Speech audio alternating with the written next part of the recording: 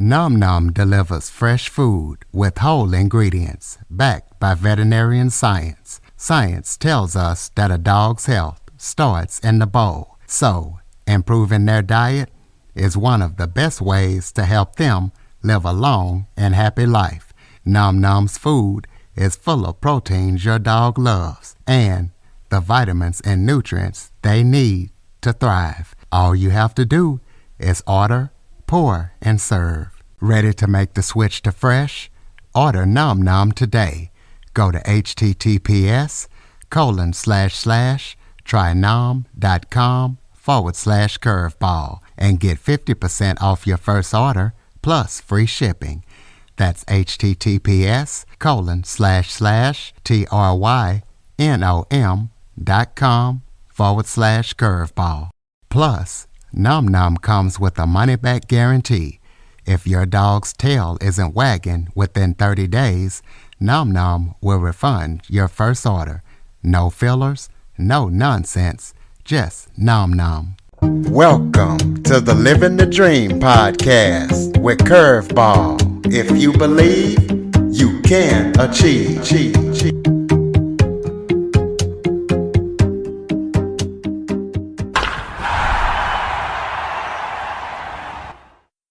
Welcome to the Living the Dream with Curveball podcast, a show where I interview guests that teach, motivate, and inspire.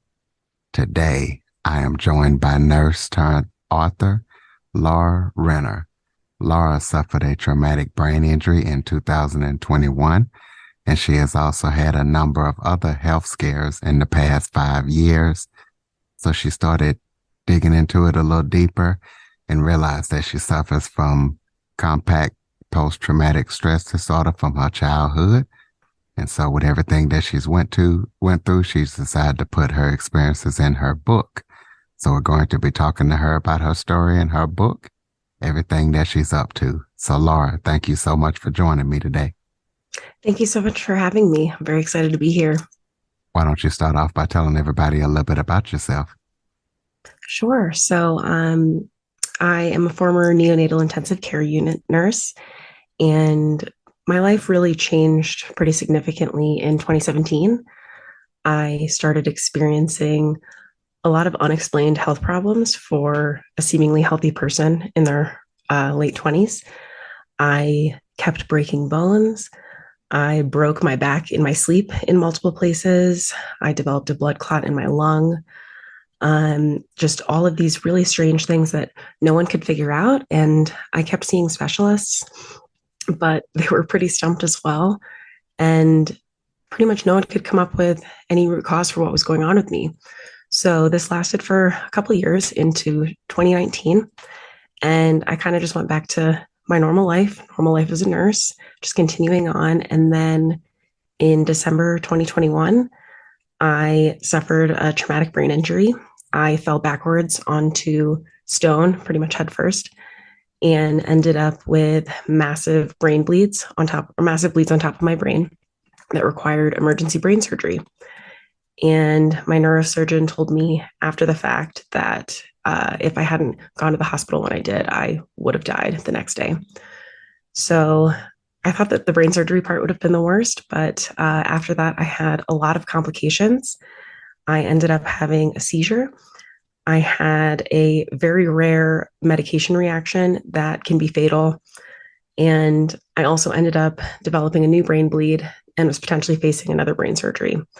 So with this all, I really just hit rock bottom. I was having constant panic attacks, very deep depression, really just constant fear of the worst. And I had a lot of moments, unfortunately, of really wishing that I had never gone to the hospital and that I had just died after my brain surgery.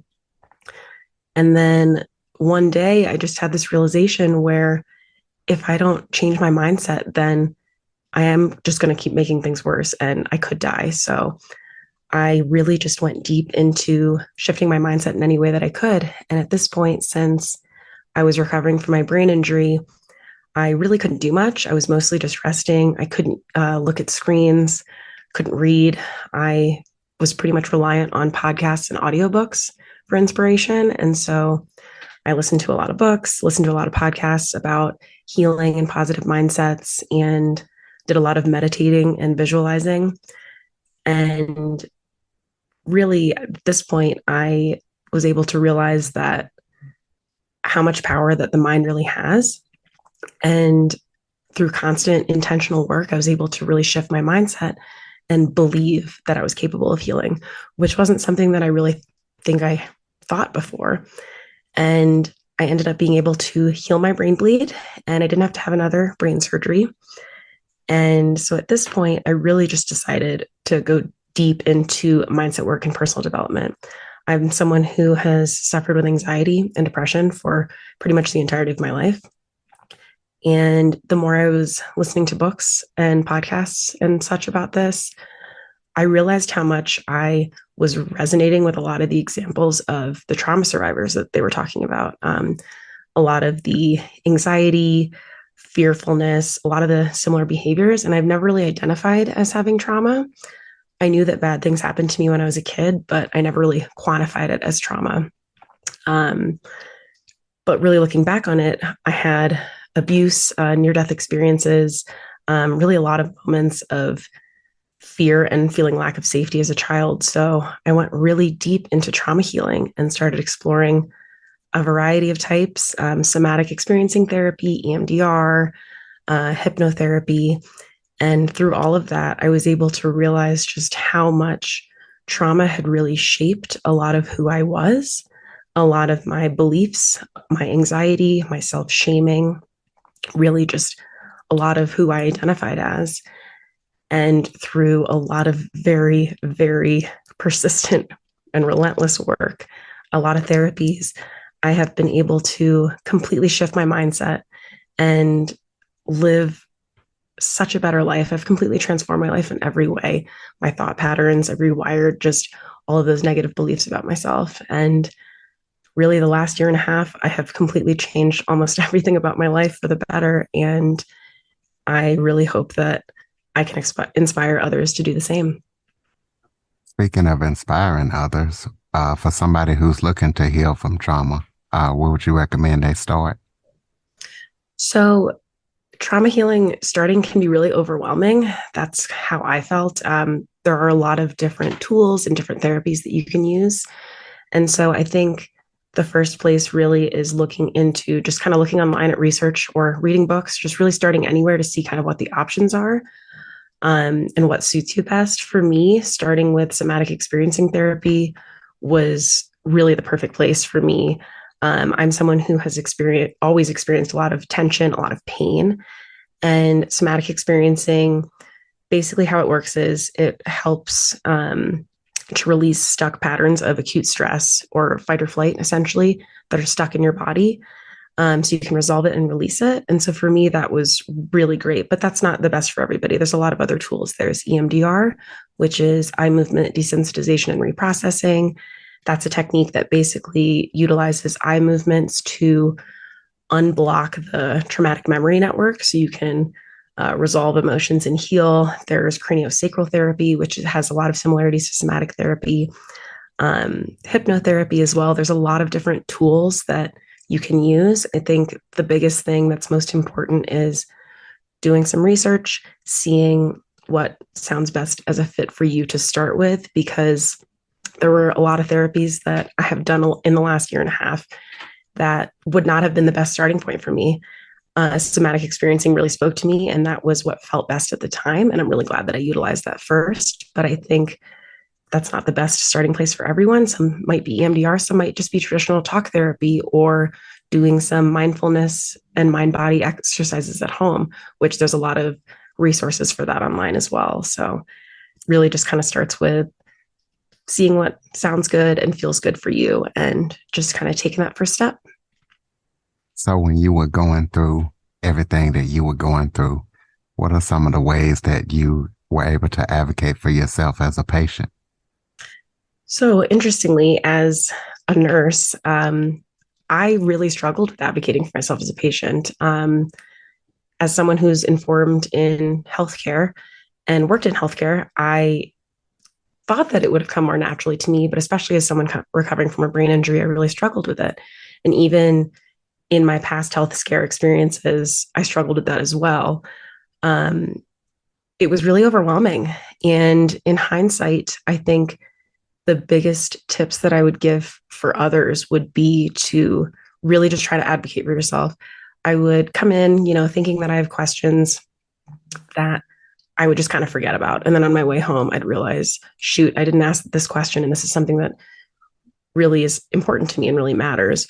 Or I would ask a question, it would kind of get breezed over, like, oh, that's not important right now. Let's focus on something else. But it was important to me. So I think having questions, especially writing them down ahead of time, writing down any of your concerns, because especially in the moment, it can be a really short time that you get with healthcare providers. So having things written down and being really prepared to go in with your questions, your concerns, what's going on with you, so you can give a really good picture of what's going on is very important. Another thing that I wish I utilized sooner was having a support person with me, whether that's a significant other, a friend, really anyone who knows you and can help advocate for you. Having my boyfriend Andrew come with me to a lot of appointments was very helpful because he was able to see things that maybe I wasn't recognizing as much that I needed help with or needed to ask questions around. And when I wasn't getting the answers that I wanted or more clear explanations for, he was able to kind of reiterate those questions as well. So I think having support, writing down any questions, concerns, things you have, and just making sure that when you leave your appointments or leave any discussion with the provider that you're working with, be sure that you feel really comfortable with the plan moving forward and that you feel like you know what is expected, what the progress is going to look like. So that way you feel really empowered in your care as well. So, what self-care techniques would you recommend for somebody who may be struggling with similar issues that you went through? That's a great question. So I love self-care. It's something that has been really huge for me in my healing, especially in the last year and a half. Um, and this is something that's just really individualized to each person. So for me, I really love walks outside. That can be really calming and grounding for me. I'm a big fan of baths, big fan of meditations, and they can be as short as 5 minutes or up to, an hour or so, whatever you're comfortable with. I'm a big fan of going to YouTube and just finding guided meditations online. You can find them for sleep, for anxiety. You can find just general meditation music. Those are really soothing. And I utilize those almost every day to just kind of get me centered. Good way to start the day. And another big thing is deep breathing. So that's something that is utilized a lot in a lot of different trauma healing therapies. When you breathe deep, it is telling your brain that you're not in any threat or emergency situation. When you're really heightened and kind of in that fight or flight space, your heart rate races, your breathing changes. But when you intentionally slow your breath and really extend the inhales and exhales, it really just tells your brain that it's okay to be calm and it's okay to calm down. And that's a great way to center yourself at any point throughout the day if you're feeling heightened, or just that's something that I try to do at least a couple times a day just to stay grounded, stay calm, and really feel into my body. And it's easy to do. You can do it pretty much anywhere. Okay, so tell the listeners about your book. Tell them what we can expect when we read it and where we can get it. Sure. So my book is called No, I'm Not Fine. Thank you. And really that just stemmed out of, I think that's something we can all relate to. We all just kind of say that we're fine when we're not. And it's just something that's been really normalized to just pretend that things are okay. And even just sometimes you may think that you're okay when you're not. And so my book goes through all of my health scares of the last 5 years. It goes through my brain injury and in much more detail, and how I got started on the path of mindset shifting and trauma healing. And I go into really raw and vulnerable details of my therapy experiences, the good and the bad, a lot of my issues that I was able to kind of sift through with shame and perfectionism and self-worth and anxiety, and the different tools that I utilized to be able to work through those. And really, the whole point of my book is to just give more voice to mental health struggles, physical struggles, trauma, I think for me at least, and for a lot of people, we really just live with blinders on, kind of going through the motions of work and life and thinking we're fine. And with social media and phones, always just staying busy. And you just kind of lose sight of the present and what's truly going on. And for me, it took my brain injury to get me to really kind of look under the hood and see how much was really going on underneath the surface that I just wasn't addressing. And I hope that my book is something that people can relate to, something that can be inspiring to dig a little deeper into your own mental health, your own trauma struggles, really just anything to kind of reflect a little bit and have some introspection to hopefully improve the quality of your life and just make things better all around. Well, d- throw out your contact information and let us know about any current or upcoming projects that you're working on that people need to know about. Sure. So my website is laurarenner.me. And on my website, you can find a link to my book to purchase through Amazon. I also include on my website a free beginner's guide to trauma healing. And there's a lot of very specific resources that are free that you can use for trauma healing, for nervous system regulation, for calming, dealing with anxiety, various things like that. And that's also a great way to connect with me. You can send me a message directly through there.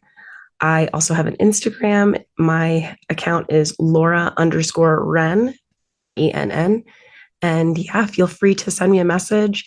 I post a lot of content about my book, about trauma healing and my life. And I'm always happy to connect with people and to answer questions. I know a lot of people aren't comfortable having conversations with others about their struggles. And I'm happy to be a sounding board and a guide to help people kind of seek out therapy and get started on their own journey. Are you still working as a nurse? No, actually. So after my brain injury, I wasn't able to go back to nursing. I wasn't able to do math. I wasn't able to really speak very effectively for a while. So I had to do very intensive speech therapy and occupational therapy to kind of get back to where I am now and where I was before. For a while, I was doing even just the basic, my homework with speech therapy was just basic pictures of coins and trying to add them together to equal a dollar or something. And I couldn't do it. I lost that ability, which was really earth shattering because I'm someone who, working as a nurse in a neonatal intensive care unit, I did complex math on a daily basis. So that was very challenging. And I lost my ability to really speak full sentences. I was constantly saying, I couldn't find words.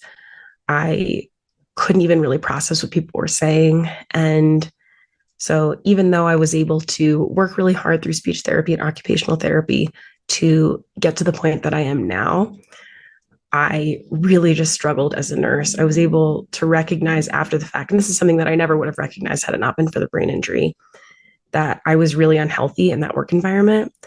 I never took breaks. I worked just constant overtime. I was constantly giving to my patients and to my coworkers, which was great, but I was never taking care of myself. And when I went back, I was really struggling with noise sensitivity, light sensitivity. I was still just having a lot of brain injury symptoms that really prevented me from fully being able to come back to work in the capacity that I was before. And thankfully, that ended up being a blessing because it really shined the light on how unhealthy I was in that work environment and how I needed to back away. So I left June of last year. And that's actually when I started writing my book. I really turned to writing initially therapeutically when I was recovering from my brain injury and I really couldn't do much. I would journal, I would write to kind of as a way to test my memory. I would write, what I did before, the day before, what I ate the day before, things like that, so that I can try and remember and improve my memory in that way. But as I started writing more, I forgot how much I loved writing as a kid. I was very much into creative writing. And so I started doing a lot of therapeutic journaling, which really kind of inspired me to write and also to share my story. And so it's been almost exactly a year, a little bit more, when I left my nursing career and transitioned fully to being an author and writing my book. Okay, well, do you have any final thoughts for the listeners? Maybe if there was something I forgot to touch on that you would like to talk about, or just any final thoughts you have? I think really just, I hope that this inspires people to just kind of reflect a little bit more on themselves.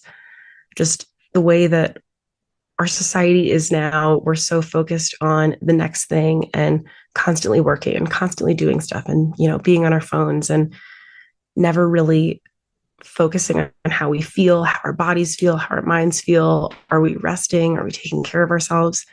So I think it's really important to just take a moment to really just sit with yourself, sit with your thoughts, see how you feel, and really put more of an emphasis on taking care of yourself and not just living for others or for work or for the things that we're currently doing, but really just taking those moments to look into ourselves and really cherish kind of the moments that we have and living in the present.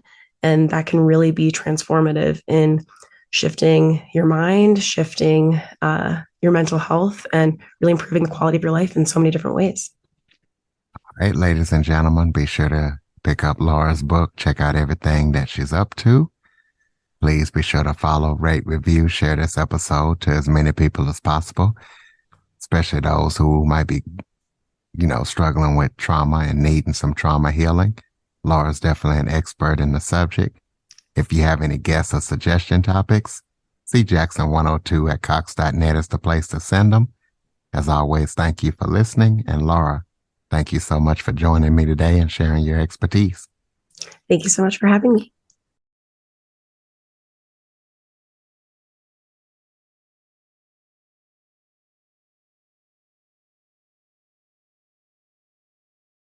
For more information on the Living the Dream podcast, visit www.djcurveball.com. Until next time, stay focused on living the dream.